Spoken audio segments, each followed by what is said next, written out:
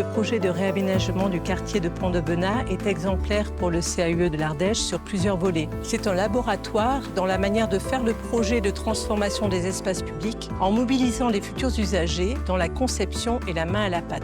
C'est aussi une belle réalisation illustrant les enjeux d'adaptation au changement climatique et de valorisation des ressources locales. La maîtrise d'ouvrage a décidé de faire confiance à une jeune agence locale de paysage pour réaliser cet ambitieux projet de transformation de l'espace public.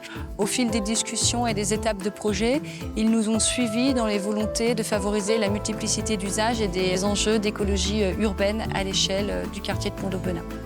Aubenas, donc ville moyenâgeuse, a bénéficié de profonds réaménagements ces 20 dernières années. Et il existait un quartier, Pont-d'Aubenas, qui est un des plus vieux quartiers d'Aubenas et qui, petit à petit, est tombé un petit peu en déshérence.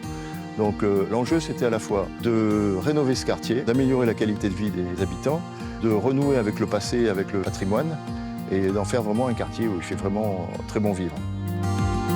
Donc le projet a été conçu dans une démarche d'écologie sociale et environnementale, notamment sur le volet participatif dès la phase de diagnostic. Donc nous avons travaillé en collaboration avec Bazar Urbain, des urbanistes sociologues, et ont collaboré les habitants, le centre social, les commissions de quartier, les élèves de l'école et les commerçants. L'importante démarche participative a permis de travailler sur la programmation d'usages dans l'espace public, sur des usages notamment piétons, ou cheminer, ou jouer, ou se rencontrer, ou jardiner.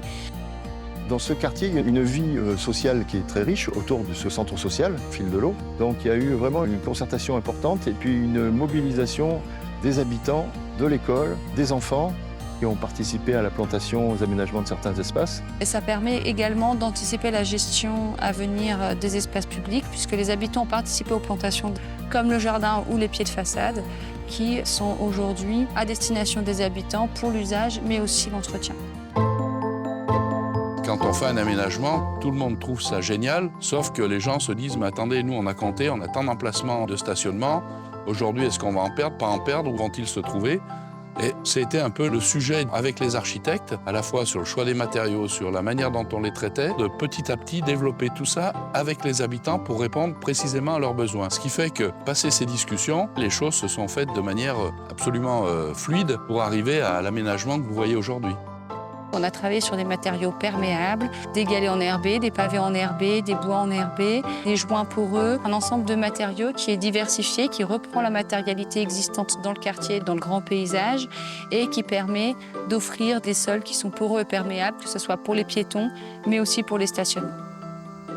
Cette multiplicité d'usages, elle est aussi liée à l'apport de mobiliers spécifiques, qui sont des mobiliers sur mesure, que nous avons dessinés, qui ne sont pas standardisés, mais adaptés à l'esthétique rurale, villageoise, qui transpire dans ce quartier de Pont-d'Aubenas. Moi, ce que je retiens de ce projet, au-delà de l'aménagement lui-même, c'est surtout cette qualité de relation qu'il y a eu entre les habitants et les services de la ville et les élus. Ça, c'est quelque chose de formidable et qui nous a servi d'exemple pour d'autres aménagements dans d'autres quartiers.